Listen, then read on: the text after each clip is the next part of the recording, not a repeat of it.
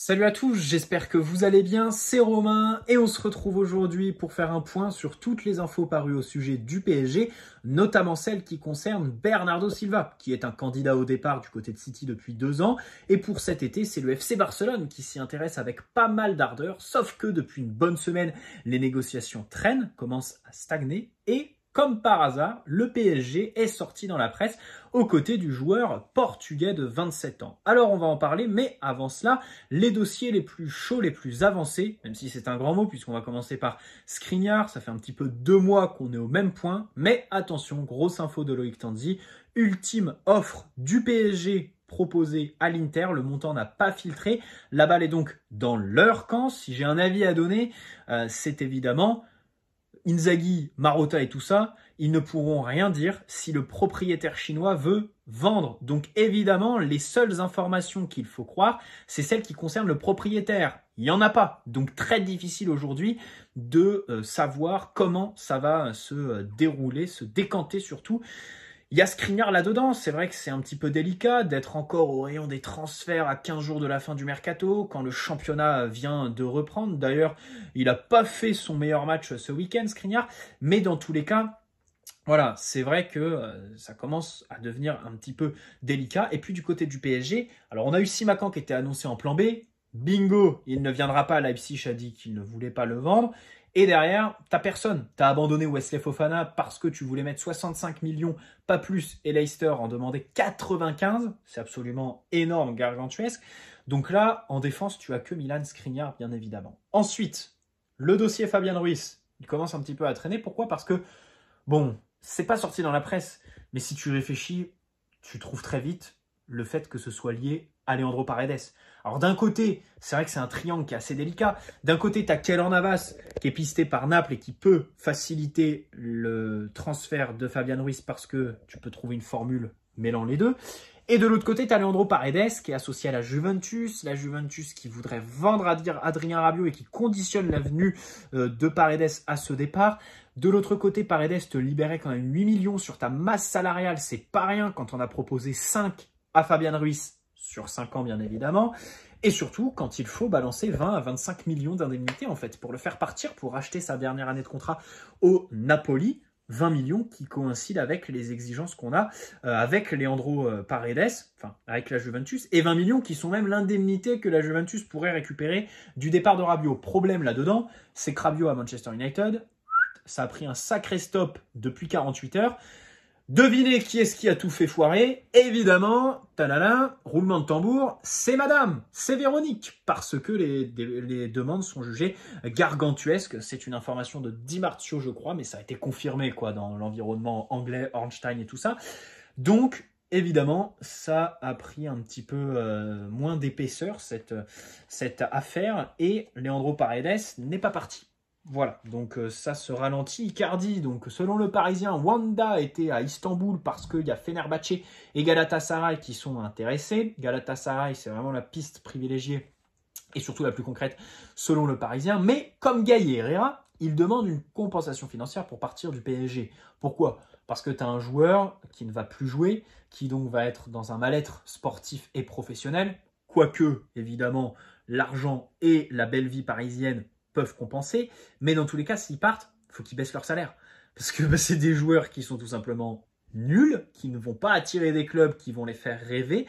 Everton, Bilbao et des clubs turcs, tu m'excuseras, mais c'est un petit peu compliqué. En plus, avec Galatasaray, le problème, c'est que je crois qu'ils ont eu à plusieurs reprises, des problèmes de salaire impayés. C'est-à-dire que les mecs promettent pour attirer des joueurs des beaux salaires qu'ils ne versent pas, qu'ils sont incapables en fait de verser. Et derrière, ça part en justice. Bon, j'ai pas tous les tenants et aboutissants, je vous avouerai que je ne suis pas ce club, mais je l'ai vu passer, à confirmer. Mais dans tous les cas, voilà, ça m'étonnerait pas. Et bien évidemment, Mauro Icardi, il veut qu'on lui paye un petit peu une partie de son salaire. Écoutez, là-dessus, les joueurs sont dans leurs droits en fait. C'est vrai qu'ils ont signé un contrat dans lequel il était stipulé qu'ils allaient jouer. C'est des mecs, alors Icardi, on peut se plaindre qu'il va à Ibiza, qu'il va à Dubaï et tout ça.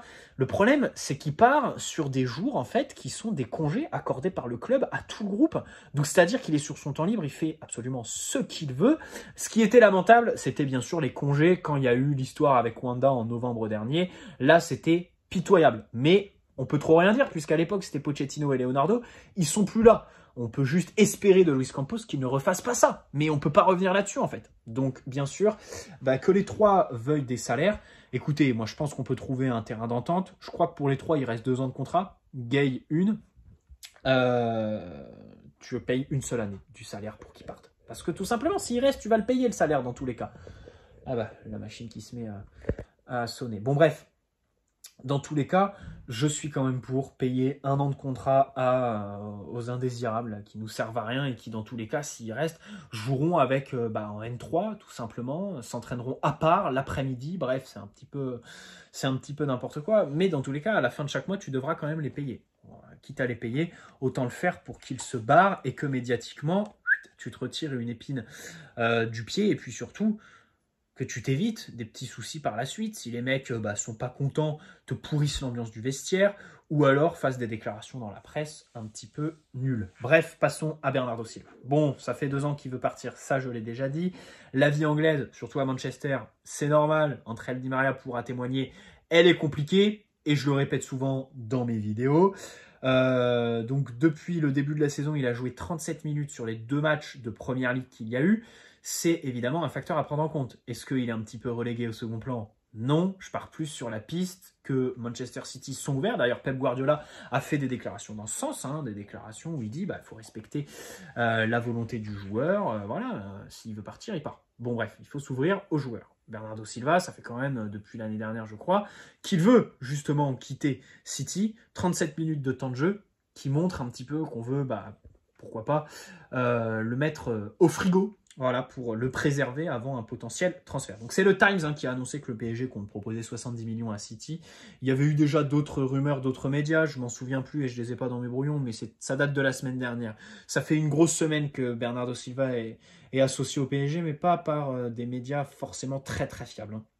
1m73, petit gabarit, donc déjà, première conclusion. Au début du mercato, on voulait recruter un milieu plutôt grand de taille. Il n'est toujours pas arrivé. Et si ce n'est pas Bernardo Silva, ce sera encore moins Fabian Ruiz, puisqu'on l'a vu physiquement, il est un petit peu frêle, il ressemble un petit peu à Sergio Busquets. Et surtout, dans les airs, il est mauvais. Donc voilà.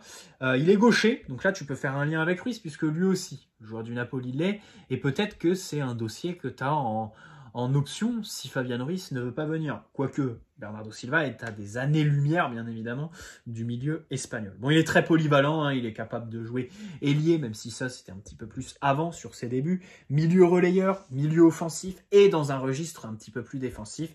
À la relance, notamment à Manchester City, tu le vois venir s'intercaler avec son numéro 6. Et devant, celui qui s'occupe des transitions rapides et du dernier tiers, c'est plus Kevin De Bruyne, tout simplement. En réalité, alors, je compare, faisons gros, c'est limite caricatural. Kevin De Bruyne est à Manchester City ce qu'est aujourd'hui Vitinha au PSG. C'est-à-dire qu'il est plus haut que Bernardo Silva, qui lui est un petit peu dans le rôle de Marco Verratti, même s'il joue un cran plus haut que le petit Italien. Même si, attention, j'ai comparé Vitinha et Kevin De Bruyne, rien que dans le positionnement. Après, dans leur efficacité, évidemment, que Vitinha doit prendre en personnalité. Dans les passes entre les lignes, des fois, il y a des propositions en profondeur, il ne les sert pas. Est-ce qu'il sait qu'il ne les voit pas ou il n'a pas encore la personnalité? Bien sûr qu'après, tu as aussi l'influence de Bruyne par les passes décisives, qui est bien sûr... Vitinha n'est pas De Bruyne, bien évidemment, mais tu as quand même investi 40 millions sur Vitinha. Et moi, je me dis aujourd'hui, s'intéresser à Bernardo Silva en fin de mercato, alors qu'en début, tu en as calé 40 sur Vitinha. Bon, tu vois ce que je veux dire? Bernardo Silva, si on n'a pas recruté Vitinha, je te dis ouais, vas-y, je préfère mettre 70 millions sur Bernardo Silva que 40 sur Vitinha. Même si l'un est plus jeune, Bernardo Silva reste quand même extrêmement sous-coté. Je les vois venir, tous les gens qui vont me dire dans l'espace commentaire, ouais, tu peux pas faire de transaction avec City, il faut investir sur un défenseur central, Bernardo Silva, c'est pas le profil ciblé. Oui, mais alors bon, en termes de profil, là, tu pars sur un système à 3, mais c'est pas dit qu'il va être pérennisé. Et ensuite, Bernardo Silva, c'est juste de la classe mondiale. Donc, au minimum, tu dois considérer, en fait. Tu dois rentrer un petit peu dans les détails parce qu'il faut respecter le mec. Il est absolument extraordinaire, Bernardo Silva. C'est l'humilité, c'est la discrétion, c'est le travail, c'est le volume de course et de jeu absolument incroyable. entre 12 et 15 km avalés par match. Surtout, c'est très efficace en termes de contre-pressing, de repli défensif. Avec ballon, à la construction, il résiste à un pressing comme peu de joueurs le font. Alors là, tu as déjà Verratti, tu me diras, et je t'entendrai, pardon. Tu as déjà Verratti. Voilà. Bernardo Silva serait un excellent complément du petit Italien parce qu'il est vraiment très bon dans ce registre. Et puis ensuite, pour distribuer, pour avoir de l'influence dans le dernier tiers, pour attaquer les demi-espaces, même si dans ce système à 3, c'est plus un rôle qui est dévolu à Neymar et Messi. Justement, on y vient. Neymar, Messi, Bernardo Silva, tu peux aussi le mettre dans la balance avec ces deux-là. Pourquoi ? Parce que ils vont pas jouer tout le temps. C'est vrai qu'il va leur falloir du complément, peut-être aussi de la concurrence. C'est pas 3 bons matchs contre Montpellier, Clermont et Nantes qui vont remettre en cause la saison catastrophique de laquelle sort Neymar. Et surtout Messi qui en 2023 risque de partir. Il sera en fin de contrat, le PSG va le prolonger, là-dessus je pense qu'on le sait tous. Enfin, va tenter de le prolonger. Mais le joueur, il y a l'Inter Miami qui est dessus. Le Barça va tout faire pour le rapatrier. Est-ce qu'il va prolonger? Ça, c'est pas dit tout simplement. Donc, Bernardo Silva, moi je le vois, je spoil un petit peu, je le vois plus comme Leao. La semaine dernière, c'était Raphaël Leao. Pour moi, c'est vraiment une piste pour 2023. C'est-à-dire que tu prends la température cette année, tu sais que l'année prochaine, Messi va partir et qu'il va falloir le remplacer. Donc, Bernardo Silva, là, c'est vraiment le remplaçant parfait à Lionel Messi, quoi. Sur ce côté droit, là, pour se connecter avec Achraf Hakimi, c'est extraordinaire, en fait, tout simplement. En plus, il aura 28 ans, il sera dans la fleur de l'âge. Parfait. Donc voilà, moi, un petit peu mon ressenti sur ce transfert. Dans tous les cas, pour cet été, aujourd'hui, il faut prioriser un gros montant, une grosse indemnité sur un défenseur central plutôt que sur un milieu de terrain. Et Bernardo Silva, je le vois comme une piste pour l'année prochaine. Bref, pour ce qui est du Qatar et des Émirats Arabes Unis, j'en profite pour le caler. Les gars, c'est fini en fait. Les histoires de blocus aérien et de relations diplomatiques tendues qui ont des répercussions sur City PSG, c'est fini. Les mecs se sont revus, le blocus a été levé. Le blocus a été levé en janvier 2021. Le blocus qui concernait le Qatar, par, je crois, les Émirats Arabes Unis, l'Arabie Saoudite, et je crois qu'il y avait même l'Égypte dans le deal. Je ne suis pas spécialiste, mais je crois qu'ils étaient dedans. Et, mieux encore, l'émir du Qatar a rencontré un cheikh des Émirats Arabes Unis il n'y a pas longtemps. Donc bon, c'était cordial, c'était, je te souhaite le meilleur, on va essayer de collaborer. Il y a au-delà du fait qu'ils se souhaitent le meilleur, ils veulent collaborer de manière commerciale et économique. Et concernant la Coupe du Monde, article très intéressant de l'équipe qui nous annonce que Dubaï, donc qui appartient aux Émirats Arabes Unis, va faciliter le flux d'étrangers sur les terres qataries.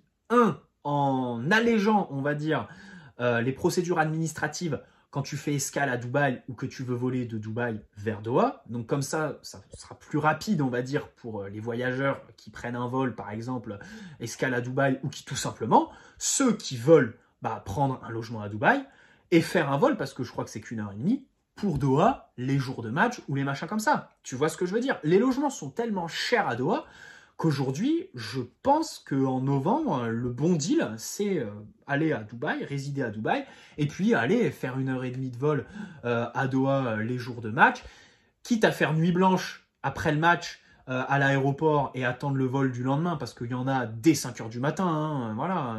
Bon, t'attends 4-5 heures à l'aéroport, c'est peut-être pas l'idéal, mais dans tous les cas, si ton budget est ric-rac, je pense que c'est la bonne solution pour économiser, je pense, quelques centaines d'euros. Bref, dans tous les cas, tout ça, c'est fini. Et ça pourrait se solder, se concrétiser par un échange de joueurs entre City et le PSG. Ensuite, pour Bernardo Silva, c'est vrai que j'aimerais faire un parallèle avec Wijnaldum et Liverpool. Alors, avec tout le respect qu'on a, c'est un parallèle qui peut paraître osé, mais ce que je veux dire ici, c'est que c'est un joueur du système Guardiola, dans lequel chacun sait ce qu'il doit faire. Tout le monde a sa consigne, c'est quel déplacement, quelle course, quelle intensité mettre, quand, dans quelle situation, et ça ressemble globalement au Liverpool de Klopp dans lequel était Wijnaldum, qui s'est retrouvé complètement paumé dans le PSG, où tu es livré à toi-même et où tu n'as aucune consigne, si ce n'est écoute, tu compenses les 3 de devant, tu leur fais la passe, terminé. Bernardo Silva, on peut peut-être se retrouver avec le même problème. Alors, avec pas aussi grand que celui qu'on a eu avec Wijnaldum, parce que lui, Wijnaldum, c'était vraiment le paroxysme, quoi. C'était vraiment le mec qui s'est perdu au PSG. Mais tu peux observer une baisse de régime ou une période d'adaptation pour Bernardo Silva. Période d'adaptation qu'on a observée et à son arrivée à Monaco et à son arrivée à City. Ça, c'est important. C'est un joueur qui a eu besoin de s'adapter à chaque fois. Et puis, le système à 3 du PSG, il est peut-être pas périn en réalité. Marquinhos, son match contre Montpellier est plutôt moyen. La défense à 3, bon, c'est pas l'idéal. Sergio Ramos, il a joué la majeure partie de sa carrière dans l'axe gauche. Là, il se retrouve, 1, dans l'axe droit, et 2, dans des dispositions qui font qu'il se retrouve souvent en 1 contre 1. À 36 ans, et avec le genou qu'il a, c'est vraiment pas l'idéal. Alors oui, il a du vice, de la ruse, et parfois il fait des fautes qui tout de suite annihilent l'attaque adverse, mais du coup ces fautes vont conduire à une accumulation de cartons et une suspension à un moment donné, qui fera que tu as besoin d'une profondeur de banc, surtout que tu as vendu qu'erreur. Kimpembe, alors Kimpembe, des 3, c'est celui que j'ai vraiment l'impression que c'est le plus à l'aise. Alors que ces dernières années, Kimpembe, c'était pas forcément un joueur de défense à 3. C'était pas dit que ça allait lui réussir. Il est vrai qu'aujourd'hui, à l'instant T, avec le système qu'on a, il faut recruter un défenseur avant tout. Mais dans les grands matchs, peut-être que ça fonctionne aujourd'hui, mais quand on va arriver en novembre en Ligue des Champions, qu'on va jouer un cadre européen, si tu te retrouves coupé en deux complètement et que les situations de 1 contre 1, bah, tes défenseurs centraux ils sont incapables de les jouer et que tes pistons sont trop bridés pour apporter et justement te permettre d'avoir l'animation, la structure que tu veux mettre en place, c'est pas possible en fait. Peut-être qu'on va retourner à un système à 3. Et là par contre, si on retourne sur un 4-3-3 avec des relayeurs, évidemment que Verratti relayeur gauche, Bernardo Silva relayeur droit et une sentinelle. Alors du coup ta sentinelle c'est qui? Bah aujourd'hui il n'y a que Danilo ou Leandro Paredes, parce que Vitinha pas du tout dans ce style. Renato Sanchez, idem. Mais c'est vrai que là, tu as ton titulaire. Si tu reviens en 4-3-3, pas de problème. Hein. Et puis, bien sûr, bon, depuis quelques semaines, ça parle du Barça. Le PSG est probablement associé dans les médias pour faire un petit peu pression concernant ce dossier sur le Barça. Et puis, tu aurais tendance à te dire que si tu dépenses autant et que tu recrutes un joueur de ce statut, peut-être que le mec, il va vouloir être titulaire. J'ai envie de répondre, déjà qu'il le soit au Barça, parce que là-bas, ils ont la même problématique que nous. Hein. Il y a beaucoup de monde au milieu de terrain. Il faut qu'il dégraisse avant de recruter Bernardo Silva pour lui garantir la place de titulaire indiscutable. Voilà. Donc nous, au PSG, après, c'est vrai que double pivot avec Marco Verratti, tu me diras aujourd'hui, Vitinha-Verratti, si tu mets Bernardo Silva à la place de Vitinha, le seul problème, c'est que tu le mets à la place d'un joueur récemment transféré. Mais sinon, qualitativement et en termes de profil, tu y gagnes, mais complètement. Tu gagnes au change.